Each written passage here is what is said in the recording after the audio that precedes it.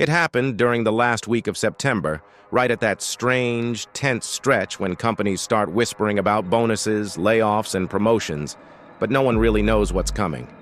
That was when everything flipped at Ridge and Hill Corporate. A week that started with office small talk and elevator chit-chat ended with stunned silence, shattered power dynamics, and a woman standing at the center of it all, holding the very keys to the kingdom that tried to shut her out. Her name was Kenya Thompson, 32, sharp-eyed, calm voice. The kind of woman who never raised her tone in meetings but still managed to silence rooms. Her skin was rich mahogany, her natural curls pinned neatly, and her wardrobe always a polished mix of elegance and edge. She'd been working at Ridge and Hill for 4 years, climbing the ladder the hard way. Late nights, early mornings, staying behind to fix other people's reports.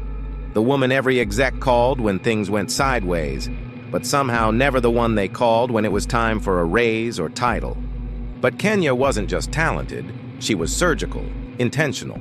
The kind of person who remembered everything, names, dates, who said what and when. She also remembered the exact moment her manager, William Prescott, started treating her differently. The first time she spoke up in a meeting and he interrupted her mid-sentence. The time he assigned her work to someone else and called it delegating. The offhanded remarks about her attitude, even though she never once raised her voice. William wasn't the overt kind of racist. He was the kind that wore it in microaggressions, in HR-safe vocabulary, and in the way he always talked around her rather than to her. The role of lead strategy manager opened in late August.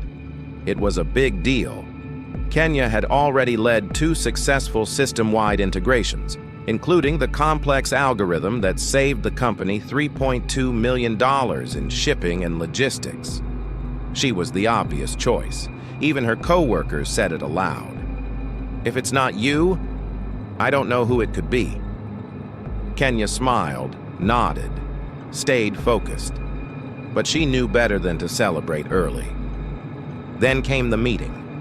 Friday afternoon. William called her into his office with that usual smug calmness in his voice. The kind that made her stomach tighten. "We've decided to go in a different direction," he said, folding his hands like a priest about to offer fake sympathy. "Josh will be stepping into the lead strategy role. Josh Michaels, 24, still stumbled over Excel formulas. Spent most of his time talking about crypto and complaining about wokeness. The same Josh who once forwarded Kenya's presentation deck to a client without changing the author name." Kenya sat there, silent, watching William's face, watching how pleased he looked with himself, mistaking her silence for submission. "We'd still love for you to mentor him," he added, as if twisting the knife. "Of course," she replied. Her voice didn't crack. Her face didn't twitch. But something shifted inside her in that moment. Not rage, not despair. Something colder, calculated. Because what William didn't know, and what no one at Ridge and Hill could have guessed, was that Kenya had been playing her own game, and she had just moved into checkmate position. See, while William and others were busy gatekeeping titles, Kenya had been doing something far more radical: building, investing. She lived modestly beneath her means, stacking money into stocks, ETFs, and, most importantly, real estate. 3 years ago, she'd partnered with a black investment group in Atlanta focused on commercial properties. By the time the pandemic hit, Kenya owned partial stakes in 2 warehouses and a strip mall. She knew cap rates, zoning permits, and LLC structures better than most people knew the contents of their own fridge. And more importantly, she'd made a friend, Felix, the building's property manager, a soft-spoken older man with decades of experience and a quiet fondness for Kenya. They shared small talk in the lobby, occasional coffee, and eventually real conversations. It was Felix who told her about the building's owner, a semi-retired investor in Switzerland who was looking to sell. Quietly, no public listings. Just a clean off-market deal if the right buyer came along. Kenya knew right then this was it. She looped in her real estate attorney, secured funding through her investment group, and began negotiations, all under an anonymous holding company. Every time she passed William in the hallway and got a clipped morning, she was a step closer to owning the ground beneath his feet. By mid-October, the deal was almost done. She'd secured a favorable interest rate. The due diligence had checked out, and the seller, impressed with how quickly she moved. The only thing left was the final signature, scheduled for the first week of November. She told no one at Ridge and Hill, not even the few co-workers she liked. Some things had to be kept close, like live wires. Then came the fire inspection. An anonymous tip had triggered a surprise visit from the city. Turns out the building was way out of code in several places. Exposed wires, outdated alarm systems, poor ventilation in the sublevels. William exploded, stormed through the lobby, barking at Felix, threatening to call the property owner himself. Kenya watched it all. Watched the way William towered over Felix, the way he threw his title around like a badge. She said nothing, just took another sip of her coffee. Felix quit the next day. With him gone, basic services started unraveling. Parking garage lights flickered. One elevator broke and wasn't repaired for days. Mailroom deliveries got misrouted. Tenants started complaining, and William? He was spiraling, sending all-caps emails, holding tense Zoom calls, blaming everyone but himself. Meanwhile, Kenya was prepping for the final stroke. Her legal team secured a waiver for early occupancy authority. That meant she could walk into the building as majority owner the second the ink dried. And it did. November 3rd, 9:12 a.m. Kenya signed the papers. She didn't even smile. That afternoon, Ridge and Hill held its quarterly stakeholders meeting. William, always performative, booked the glass conference room on the 15th floor, overlooking the skyline. He wore his best suit, had pastries and bottled water lined up for executives. Kenya sat in the back corner, quiet, notebook in hand. Midway through his presentation on leadership resilience in a changing market, one of the operations staff slipped into the room and whispered into his ear. William's face changed, confused, then blank, then burning red. Because right outside, through the floor-to-ceiling windows, a new steel sign was being drilled into the building's front lawn. Big, bold letters, K. Thompson Holdings.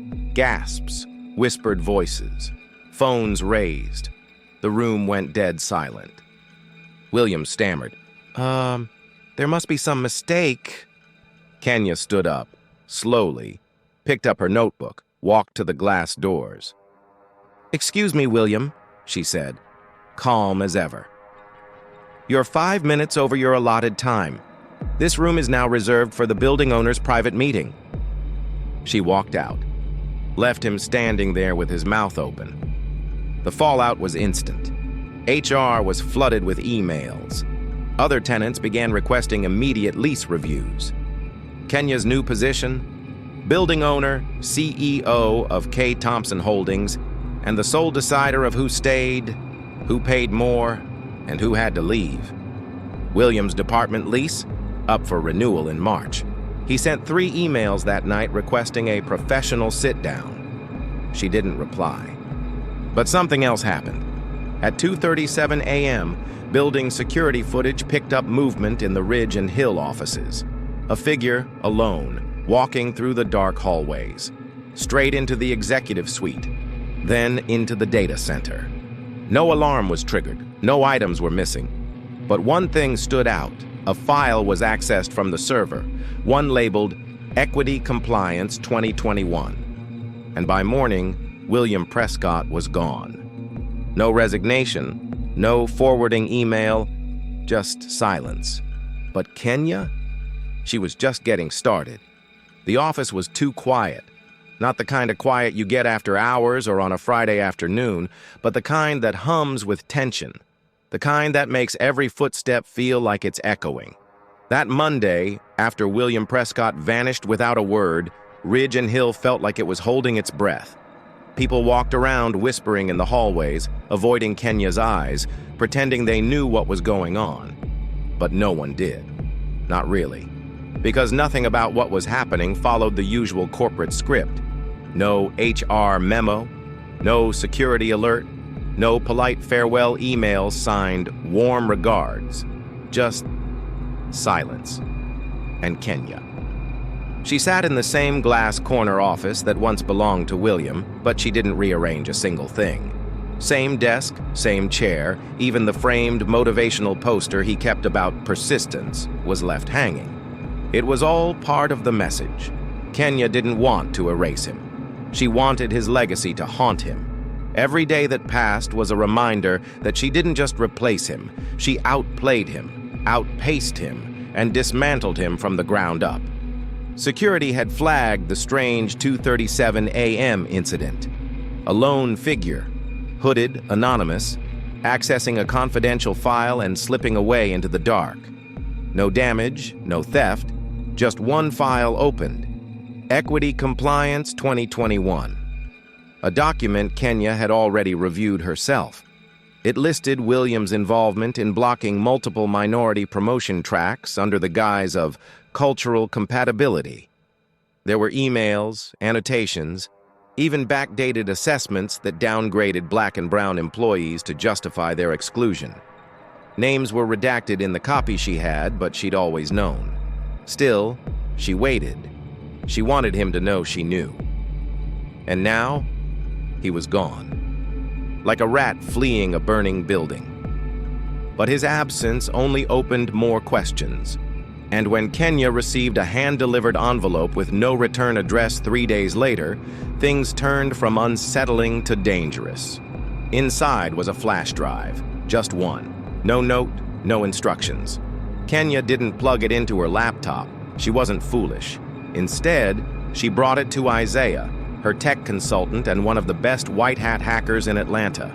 He ran it on an air-gapped system. What they found inside turned everything on its head. The flash drive held surveillance footage, not from the building, from William's home, his office, his phone screen recordings, hours of clips, a deep archive documenting his every move for the past year. Kenya watched in silence as she saw William open folders labeled performance fabrication, HR manipulation, and expedited terminations. There were names, dozens of them, some still employed, others mysteriously let go. Each file tied to a calculated effort to remove black employees from upward mobility paths under strategic restructuring plans William pitched internally as efficiency models. One video clip showed William on a late-night Zoom call with someone referred to only as Board Liaison 3, laughing about how some people just don't fit the Ridge and Hill mold. The footage was damning, not just for William, for the board, for HR, for the entire executive structure of the company. Isaiah looked up from the monitor.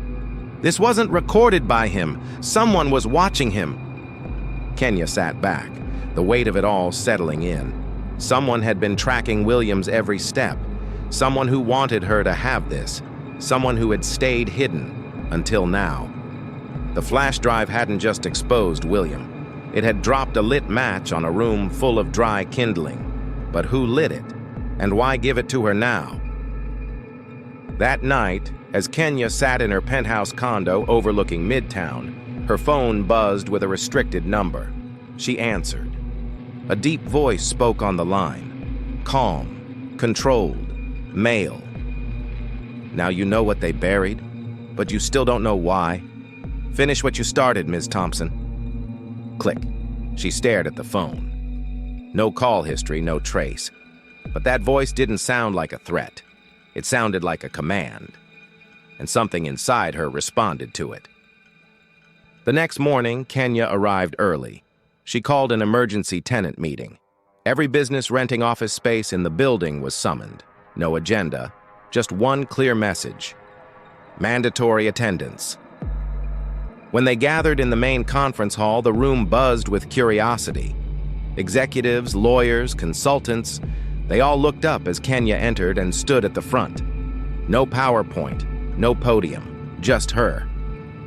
I want to show you something, she said. connecting a projector to the secure drive Isaiah had encrypted. Then she played the footage. Every clip. William, the cover-ups, the backroom discussions, the racial targeting, the laughter, gasps, outrage. A few executives stood up, stunned. One tried to interrupt. "I'm not done," Kenya said, voice steady. "This building was home to a culture of exclusion. It's not just Ridge and Hill, it's woven into this industry. But that ends here.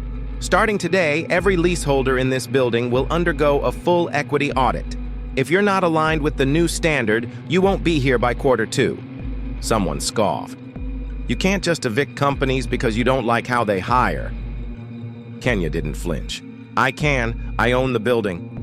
Another voice. "We'll sue." Kenya stepped closer. "Try it. Your internal documents won't survive discovery." Silence. When the meeting ended, the room emptied like a sinking ship. But not everyone fled. A few quietly approached Kenya. CEOs, directors, even a young Latina founder from a startup on the 9th floor. They thanked her. They asked for meetings. They wanted to align. Kenya wasn't just purging. She was rebuilding. But Ridge and Hill, they doubled down. That week, their legal team filed for a lease protection injunction. They claimed Kenya's building-wide policy shift violated their rights as commercial tenants. The case hit local business news fast. Headlines spun the narrative. Tech giant battles woke landlord. Atlanta office drama turns legal. New owner sparks corporate showdown. Kenya never blinked, because while the press swirled, she had her own team quietly preparing. Through Isaiah's channels, she discovered that William hadn't gone underground. He had gone corporate. Days before his disappearance, he had taken a private jet to a remote executive retreat organized by the Ridge and Hill parent company, Ashmark Holdings. The same company that had quietly backed his promotions, shielded him from complaints, and buried internal investigations. They were grooming him for a bigger role. This wasn't just about William. He was a pawn. The real power sat higher, hidden behind boardrooms, investor meetings, and off-the-record summits. But Kenya wasn't afraid. She'd seen what power could do in the wrong hands. Now it was her turn. She flew to New York, one-on-one. No entourage, no press. Just her and the senior equity partner at Ashmark's legal division. She dropped the flash drive on his desk. "I'm giving you one chance," she said. "Clean house, or I will." The man looked up, amused. "You think one building gives you leverage over a corporation that spans 5 continents?" Kenya smiled. "I don't need all 5. I only need the one that proves you enabled systemic discrimination and covered it up. You know how fast SEC investigations move when civil rights are involved?" His smirk faded. She continued. "You'll remove every executive tied to Williams' promotion trail. You'll offer settlements to every employee flagged in his files. You'll fund an independent oversight body, and you'll make it public. And if we don't?" Kenya stood. "Then you'll watch your stock drop 20% before lunch." By the time she landed back in Atlanta, Ashmark had issued a press release announcing a sweeping internal reform led by independent counsel. Williams' name was buried in the footnotes. Kenya's name wasn't mentioned at all. She didn't care, because it wasn't about headlines. It was about legacy. It was about every black woman who was told she was too much for leadership. Every overlooked resume, every stolen idea, every fake mentorship that was really just a leash. 2 weeks later, Ridge and Hill vacated the building. They cited logistical restructuring. Kenya walked through their empty offices that evening, dust in the air, quiet, peaceful. She stood at the window, looking out over the city. Her city. Then her phone buzzed again. No caller ID. She answered. "You made your move," the voice said. "I did." There was a pause. "Ready for the next one?" Kenya turned, eyes sharp. "Send me the file." Click. She looked down. A new message arrived. One name. The story wasn't over, but for Ridge and Hill, it was the end.